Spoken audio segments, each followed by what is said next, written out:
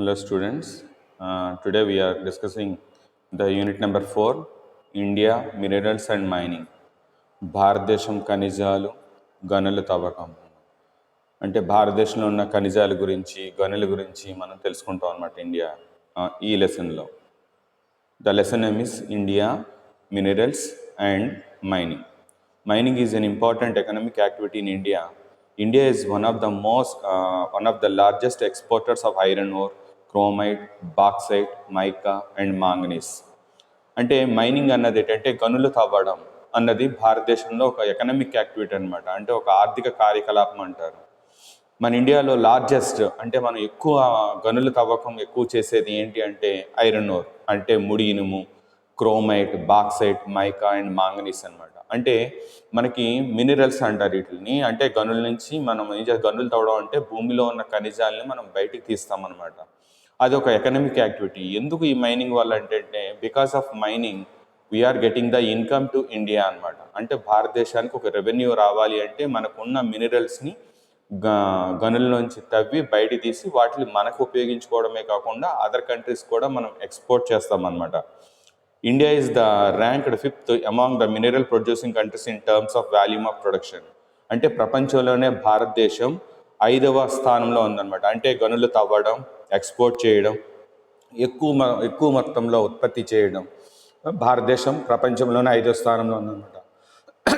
The mining sector contributes nearly 2.4 to అంటే భారతదేశంలో మన జీడిపి అంటారు అనమాట. అంటే గ్రాస్ డొమెస్టిక్ ప్రోడక్ట్ అంటారు. అంటే భారత దేశ స్థూల జాతీయోత్పత్తి అంటారు. అంటే మైనింగ్ సెక్టార్ ద్వారా అంటే ఈ గనుల ద్వారా భారతదేశానికి 2.4 జీడిపి వస్తుంది అనమాట. అంటే మన స్థూల జాతీయోత్పత్తిలో గనుల నుంచి వచ్చే ఆదాయం, గనుల ద్వారా వచ్చే ఇన్కమ్ 2.4 ఉందన్నమాట. India is the major mineral resources include coal. అంటే భారతదేశంలో ఖనిజాలు లభ్యమయ్యే ఖనిజాలు మెజారిటీ ఏంటంటే బొగ్గు అనమాట. India is the major mineral resources include coal. అంటే the India occupies 4th largest reserves in the world. అంటే బొగ్గు గనులు ఉండడమే కాదు, బొగ్గు ఉత్పత్తిలో ప్రపంచంలోనే భారతదేశం 4వ స్థానంలో ఉందన్నమాట. The India is occupying the 4th place in the coal resources in the world అనమాట. And iron ore, manganese. Iron ore అంటే ముడి ఇనుము అంటారు, మాంగనీస్. ఈ ఖనిజాలు భారతదేశం ప్రపంచంలోనే 7వ స్థానంలో ఉందన్నమాట. అంటే the iron ore and manganese, the India is the largest 7th place in the world అనమాట. అంటే ప్రపంచంలోనే మాంగనీస్ ఇనుము ఉత్పత్తిలో భారతదేశం 7వ స్థానంలో ఉందన్నమాట. అంటే according to the census of 2013 అంటే 2013 ప్రకారం మాంగనీస్ ఇనుము ఉత్పత్తిలో భారతదేశం 7వ స్థానంలో ఉందన్నమాట. అండ్ మైకా అండ్ బాక్సైట్ ఇది ఒక మినరల్ అనమాట, ఖనిజం అనమాట. India is occupying 5th largest అనమాట. అంటే మైకా, బాక్సైట్ ఉత్పత్తిలో నిల్వల్లో ప్రపంచంలోనే భారతదేశం 5వ స్థానంలో ఉందన్నమాట. అంటే ఏ లెక్కల ప్రకారం అంటే according to the census of 2013. And chromite, natural gas, diamonds, lime stone and thorium. అంటే భారతదేశంలో ఈ బాక్సైట్, మైకా, మాంగనీస్, కోల్ వీటితో పాటు భారతదేశంలో అత్యధికంగా నిల్వలు ఏమి ఉన్నాయి అని చెప్పాలంటే chromite, natural gas, diamonds, lime stone and thorium. Next renewable resources. అంటే జనరల్గా మనకున్న వీటిని ఏమంటారంటే న్యాచురల్ రిసోర్సెస్ అని ఉంటాయన్నమాట. అంటే తెలుగులో ఏమంటారంటే సహజ వనరులు అంటారు. సహజ వనరులు అంటే ఏంటంటే we are getting these resources from the nature అనమాట. అంటే భారతదేశంలో అంటే మన దేశంలో ప్రకృతి అంటే ప్రకృతి నుంచి మనకు లభ్యమయ్యే వనరులను ఏమంటారంటే సహజ వనరులు అంటారు. అంటే the resources which is coming from the nature is called natural resources అంటారు. జనరల్గా మనకి ఈ అవైలబిలిటీ ఉన్న రిసోర్సెస్ని అంటే the resources are divided into 2 types అని చెప్తారు అనమాట. అంటే మనకు లభ్యమయ్యే సహజ వనరుల్ని 2 రకాలుగా వర్గీకరించవచ్చు అనమాట. There are 2 types of resources. First one is renewable resources. Renewable అంటే ఏంటంటే మనం ఒకసారి వాడిన తర్వాత కూడా అగైన్ వీఆర్ గెటింగ్ బ్యాక్ అనమాట. అంటే మనకి ఒకసారి వాడకం అయిపోయిన తర్వాత కూడా మనకి తిరిగి దొరికే వనరులను ఏమంటారంటే రెన్యూబుల్ రిసోర్సెస్ అంటారు, అంటే తిరిగి పొందే వనరులు అనమాట. The renewable resources is one that can be used repeatedly and does not run out because it is naturally replaced. A renewable resources essential has an endless supply such as solar energy. అంటే సూర్యరశ్మి అంటారు. మనకి సూర్యరశ్మి అనేది ఏంటంటే endless అనమాట, మనకి కావలసినంత. అంటే it supplies more than demand అనమాట. మనకు కావాల్సిన దానికన్నా ఎక్కువ మనకు దొరుకుతుంది. దాన్ని ఏమంటారంటే సోలార్ ఎనర్జీ. అలాగే విండ్ ఎనర్జీ, అంటే గాలి ద్వారా కూడా మనం we're generating the power with the help of wind అనమాట. అంటే గాలి ద్వారా కూడా మనం విద్యుత్ని ఉత్పత్తి చేస్తున్నాం, wind energy. And geothermal pressure.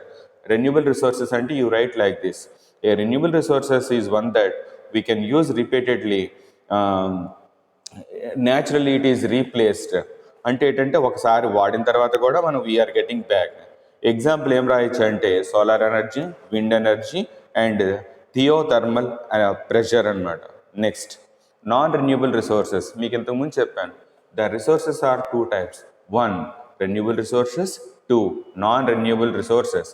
అంటే తిరిగి పొందే వనరులు, పునరావృతం అయ్యే వనరులు, తిరిగి పునరావృతం కాని వనరులు అంటారు తెలుగులో. నాన్ రెన్యూబుల్ రిసోర్సెస్ అనమాట. We can't get back. Non-renewable resources is natural resources that cannot be readily replaced by nature. అంటే ఒకసారి ఇవి వాడేసిన తర్వాత మనం రీప్లేస్ చేయలేమన్నమాట. అంటే తిరిగి పొందలేని రిసోర్సెస్ని ఏమంటారంటే నాట్ రెన్యూబుల్ రిసోర్సెస్ అంటారన్నమాట.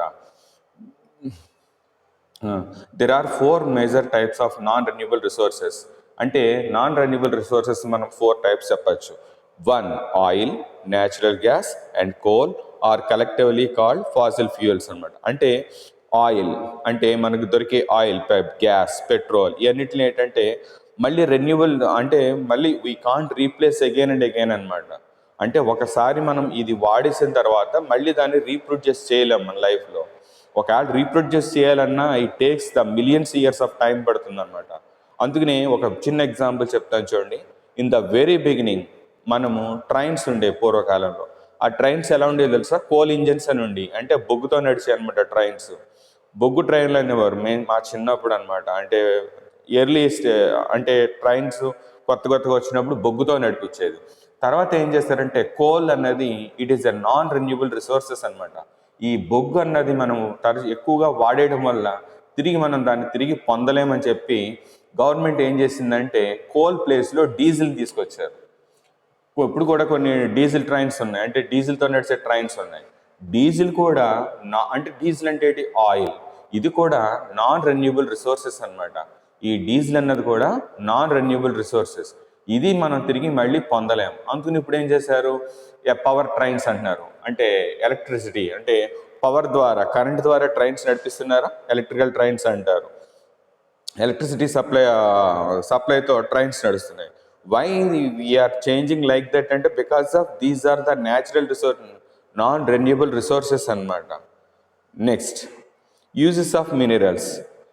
అంటే students once again going back, there are 2 types of resources. It is the most important question. They will come ask like this: what are the natural resources? How many types of resources? అంటే the resources we can divide it into 2 types: renewable resources and non-renewable resources. Renewable resources అంటే we can replace again, we can get repeated again and again, we are getting back again and again. Example, wind energy, solar energy. Non-renewable resources అంటే we cannot replace these resources once we consumed. ఒకసారి వాడేసిన తర్వాత ఈ రిసోర్సెస్ని మనం మళ్ళీ తిరిగి తీసుకురాలేం. Example ఏం చెప్పచ్చు? Coal, gas, oil etcetera. Next what are the uses of minerals? మీకు చెప్పుకున్నాం. మినరల్స్ అంటే ఇంతకుముందు చెప్పుకున్నాం, chromite, iron ore, manganese, mica, bauxite అని కొన్ని మినరల్స్ చెప్పుకున్నాం. What are the uses of minerals? ఈ మినరల్స్ వల్ల మనకు కలిగే ఉపయోగాలు ఏంటి? తెలుగులో ఏమంటారంటే మినరల్స్ అంటే ఖనిజాలు అంటారనమాట. ఈ ఖనిజాల వలన మనకు కలిగే ఉపయోగాలు ఏంటి? Mineral like copper is used in electrical equipment, it is good electrical conductor. అంటే మినరల్ కాపర్ అనేది ఒక ఖనిజం అనమాట. ఈ కాపర్ని మనం కరెంట్ తయారు చేసే ఎక్విప్మెంట్, అంటే మనము కరెంటు పవర్ సప్లైలో యూజ్ చేసే వైర్స్, ట్రాన్స్ఫార్మర్స్ ఇవన్నీ ఉంటాయి కదా, లోపల వెల్డింగ్ వైర్స్ ఏవో ఉంటాయి కదా, ఇవన్నిటిని యూజ్ చేయడానికి కాపర్ కావాలన్నమాట. So the mineral like copper is used in electrical equipment, that is one. And second, clay used in cement అనమాట. క్లే అంటే ఒక బంకమట్టి లాంటిది అనమాట. అది క్లే అంటే 1 second.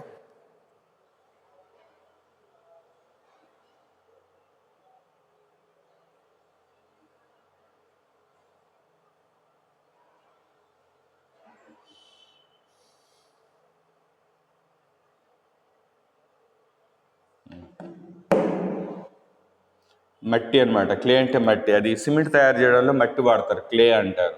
Next, minerals which is consist of one or more than one metallic elements called metallic minerals gold. అంటే ఈ మినరల్స్ ద్వారా కొన్ని మినరల్స్ని, అంటే కొన్ని ఖనిజాలను యూజ్ చేసి గోల్డ్లోను, కాపర్లోను, ఐరన్లోను రా మెటీరియల్ కింద వాడతారు అనమాట. అంటే ముడి పదార్థాల కింద వాడతారు అనమాట. And aluminium is used beverages, cars, cans, aluminium foil, cosmetics.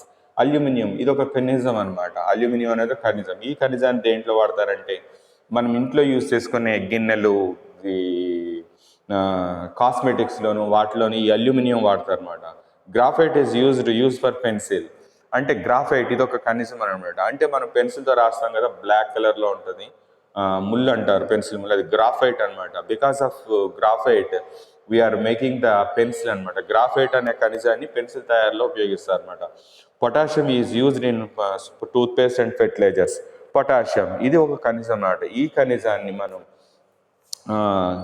పేస్ట్లో, toothpaste తయారు చేయడంలో పొటాషియం అనేది వాడతారు అనమాట. అంతేకాకుండా ఫెర్టిలైజర్స్, అంటే మనము పొలాలకి వేసే ఎరువులు అంటారు కదా, ఎరువులు, ఆ ఎరువుల్లో కూడా ఈ పొటాషియం అన్నది వాడతారనమాట.